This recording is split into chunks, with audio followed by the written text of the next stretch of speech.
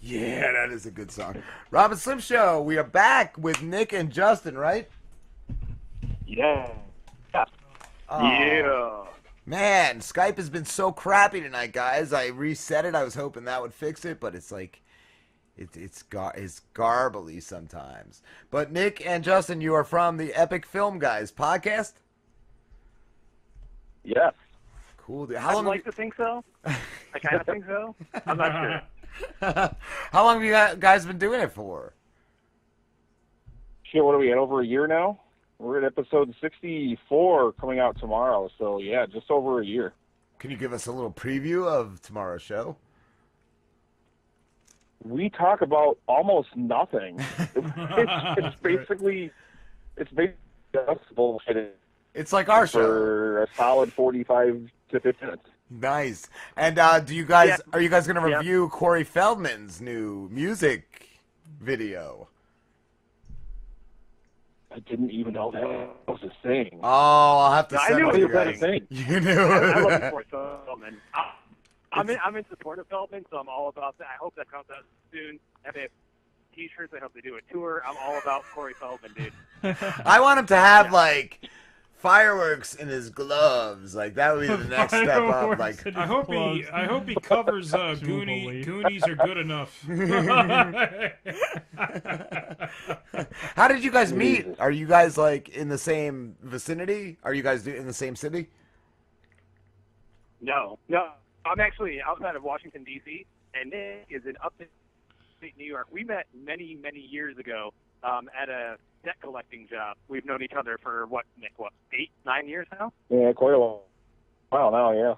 Wow. So we've worked two separate jobs together. We did an insurance job together, then we did a debt collecting job together, and I moved down near D.C. about a year and a half, almost 2 years ago, actually. It'll be 2 years in November.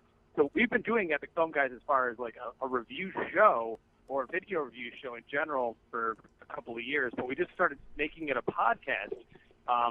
Like Nick said, it was over a year ago. We missed the dynamic that we had doing stuff together. We were trying to do video reviews separately, Nick was doing written reviews, and so we just decided, fuck it, let's just do a podcast, and that's what we decided to do. Cool. And what do you guys what do you do it every week? Yeah, weekly, every Thursday. Cool. What sets you guys apart from like the other like film podcasts? Oh, Jesus. You know, I want to tell you something. Hey, listen.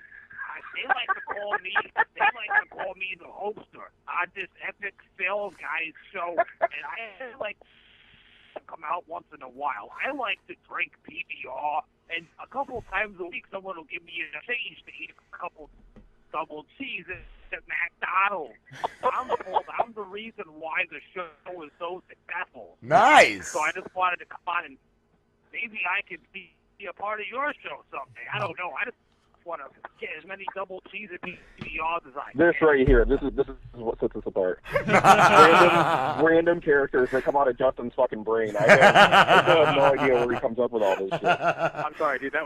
I'm sorry, that was uncalled for. I apologize. Not at I have no all. idea how he comes out like that. Sorry. I have one where every time I go to the bathroom, this one guy calls in. His name is Frankie Tube Steaks, and I've never gotten to speak to him, but Slim and Pete do, and he's quite the prankster.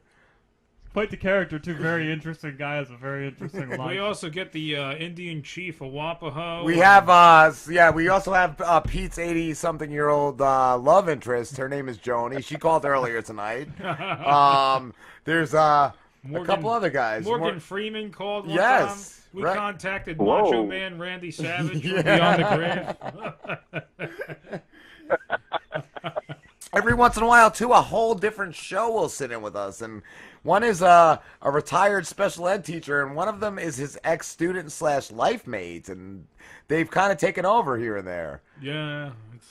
It sounds almost exactly like our show. A little bit, yeah, a little bit. Nice.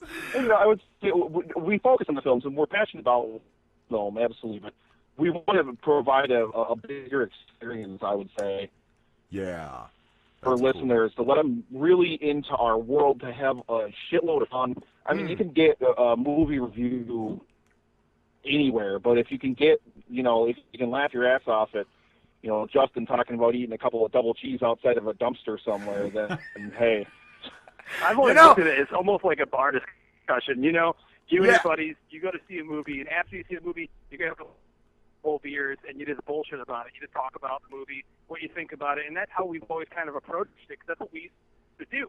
And people would always be around us, they'd hear us talking, and it kind of came up. Someone was like, "You guys should do that and record it or something." Cool. So that's the way that I've always approached it. Just us, that we do. We sit down, we drink beer, we talk about beer, and talk about movies and whatever comes to mind. We don't hold back our opinions either. We just don't give a fuck. Nice, that's cool. That's what we're gonna do. You guys just brought back a memory for me from when I was a kid. My dad took me to see a movie. I don't even remember what it was. It might have been one of the Rockies, but as we were parking at the movie theater, there was a fat Italian guy eating a sandwich and taking a piss on the tire of his car. It was the fucking funniest thing.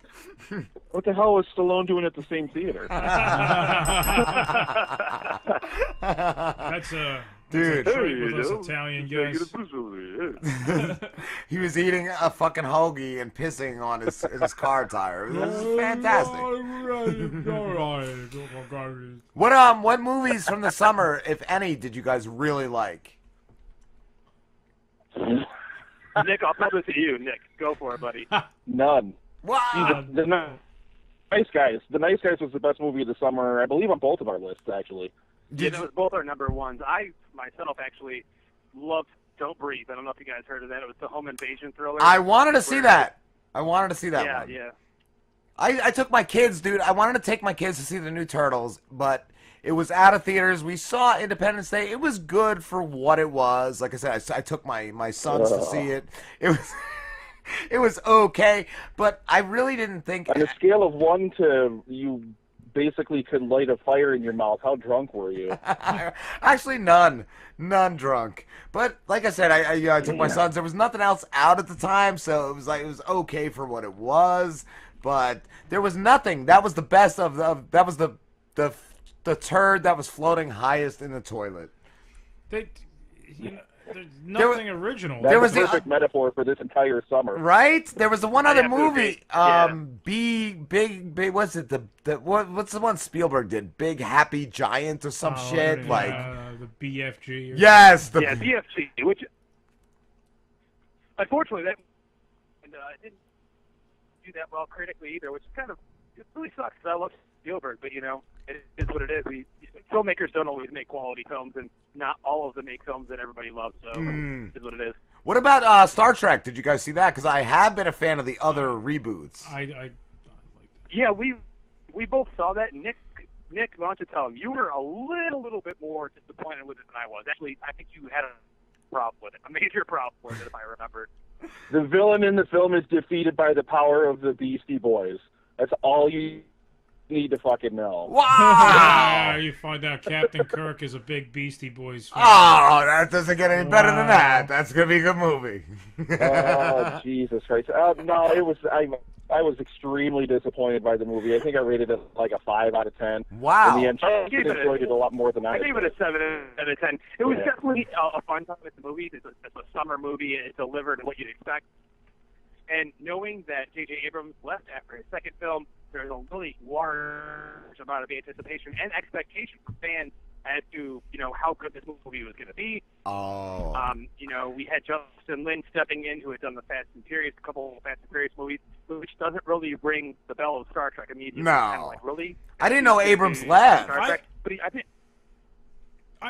he did a good job of it, though, in the long run. I love the first two. I really enjoyed the first two. I agree. I thought it was an all right movie. I think one of its saving graces was that Simon Pegg, the guy that plays Scotty, actually did the script for it. Oh, okay. And he wrote the script. Yeah, he understands. I think that was a double-edged sword, though, because while it had a lot of great elements that he obviously scripted into it, he also scripted way too much fucking screen time.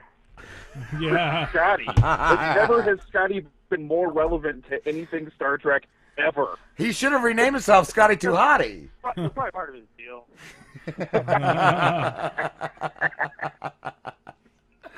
Fucking Scotty. Oh, man. No, I'm glad I didn't go to the theaters.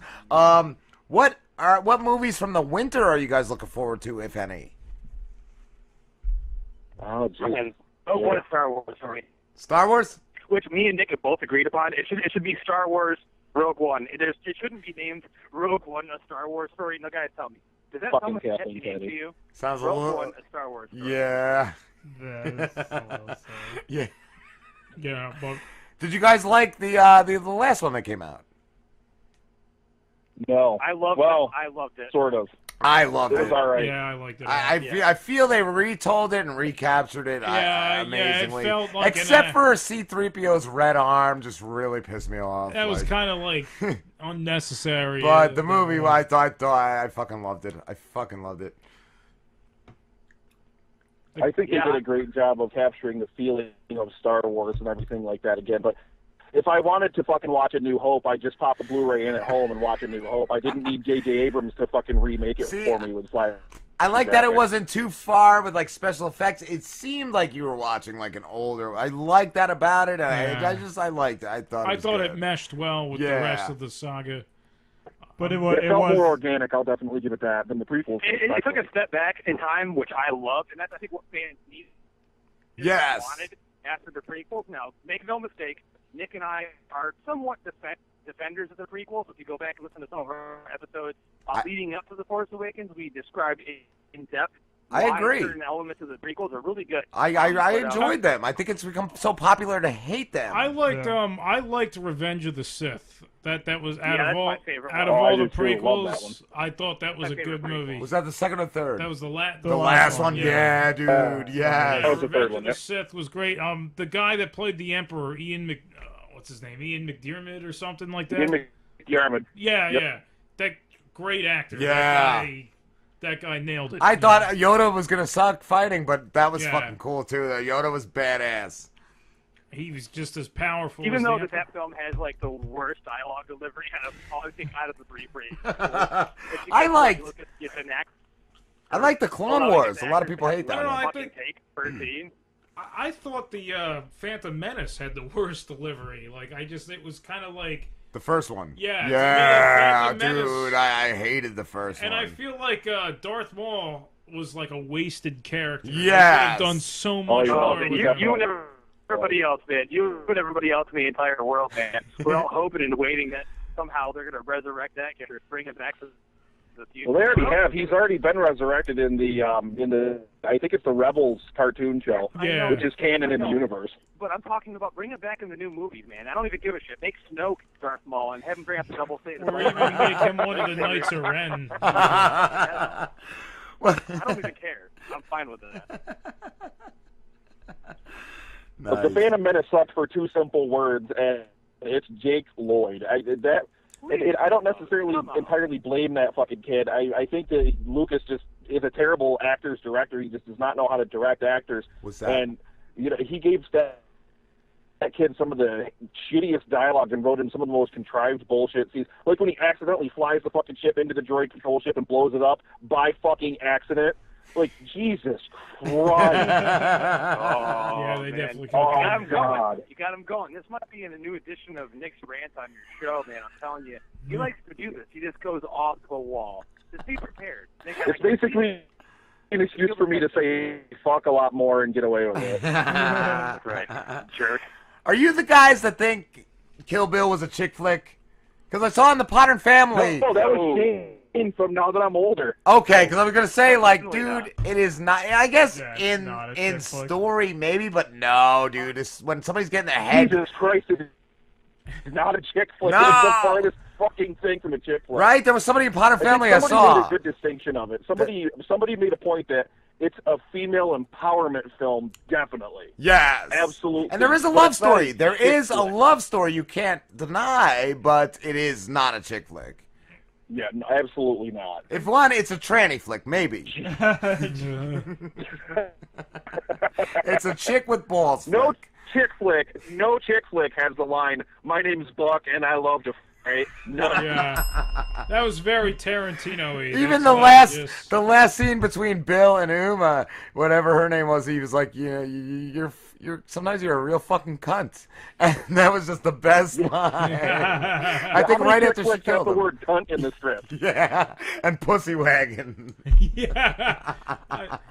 I love like Tarantino, but like The Hateful Eight, I was really disappointed. I didn't see it. It was man. like a play, So dude. disappointed. It was just I like, thought it was fantastic. I mean, Oh, I I think love there's that a movie. level of expectation coming from Tarantino, especially after Django, which I thought was amazing. Yeah. I thought will Django say- was amazing. Yeah. I will say, did you see the film just in a normal theater, or did you catch the roadshow presentation in its 3-hour format? No, just the normal theater is where I See, saw it. that's the experience that I would guarantee you. Well, you might, I don't know, but the 3-hour format, they put a break in the middle where they just play and Morricone's score, which is brilliant, and there's just it's so much better. There's so much Oscar-winning? the Oscar-winning score. Yeah, it's oh man, I love that movie. And seeing it in that roadshow format, just that 70 millimeter, some of the cinematography in that is breathtaking. Oh, I can totally understand, though, that, coming off of Django and some of other Tarantino films, it's definitely not his best. That's how I felt about Jackie Brown. I liked Pulp Fiction or anything, but I like Jackie Brown. I hated Jackie Brown, The dude. thing about Jackie oh, Brown, I like Jackie Brown. Oh, Jackie Brown's great, man. I haven't Got revisited Michael it. fucking Keaton in it, man. it's based on a book, though. That's the thing. I know, It's but like I not- saw it in theaters, I was really let down. But I haven't seen it since then, so maybe I should go back and revisit it. But I felt really let down when I went to see It's that. slow, man. It's definitely slow, but I think that De Niro is fantastic, and Yeah. I love the cast in that movie. Yeah, the cast was the strong point of that movie, definitely. Yeah. What is one of your guys' all-time favorite movies? oh shit, Batman '89, no fucking question. Yeah, both of Wow. us collectively love the first Batman film very, very much. Everybody mention that Batman. film or do quotes from that film or thing and everything. Never rub another man's rhubarb. Half of our fucking episodes, if not more. That was outside a of- great one. Outside of that, though, I know that I can speak for Nick that Citizen Kane is definitely one of his favorite films. Oh, Just absolutely. agree there, buddy. And Absolutely. For me, outside of Batman '89, it's probably got to be John Carpenter's Halloween. Definitely Nice. very influential film on me. Nice. I like The Thing.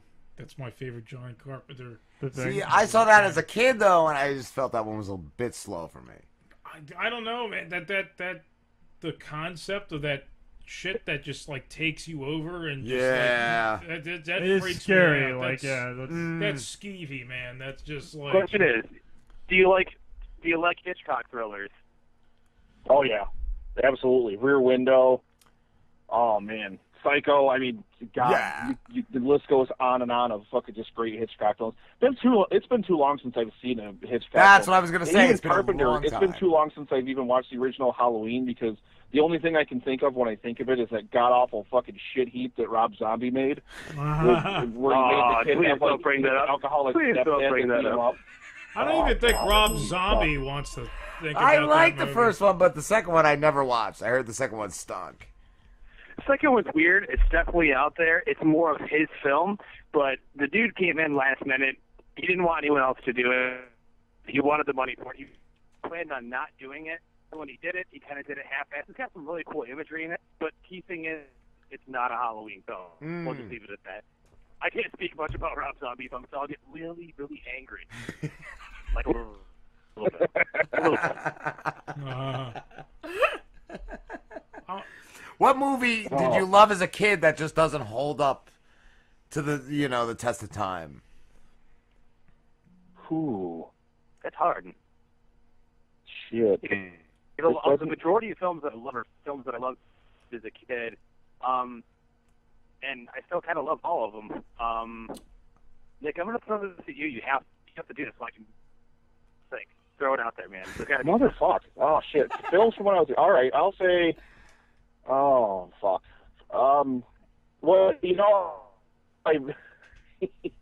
and there's still guilty pleasures of mine, and I'll still watch them, and I'll still enjoy them, especially the second of the two films I'll name, because I still love them in their own certain way, but Batman Forever and Batman and Robin, I was only a teenager when I watched those movies, and I thought they were, like, the best thing ever, and they really are just terrible fucking movies, but...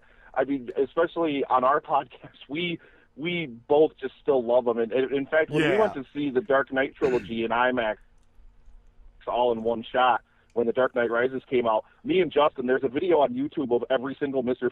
Freeze quote in Batman and Robin, and we sat in the theater playing it over and over and telling all these kids around us that it was the greatest thing we'd ever seen, and they were like, what the fuck's wrong with you?